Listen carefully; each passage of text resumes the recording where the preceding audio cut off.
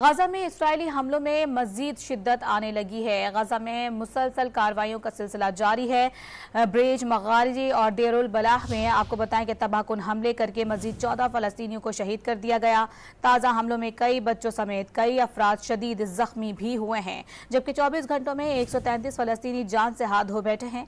इस्राएली हमलों में शोहदा की मजमूई तादाद 17,700 तक जा पहुंची है, जबकि 48,000 से ज्यादा जख्मी भी हुए हैं। काबिज फौज ने एक बार फिर फलस्तीनियों को खान यूनिस का इलाका खाली करने की धमकी दे दी। एक इसराइली अखबार की रिपोर्ट में बताया गया है कि इसराइली फौज गजा में जानबूझकर आम शहरियों को निशाना बना रही है ताकि वो हमास के खिलाफ बगावत करें। दावा किया है कि गजा में इसराइली हमलों में आम फलस्तीनियों की अमवात बहुत ज्यादा है।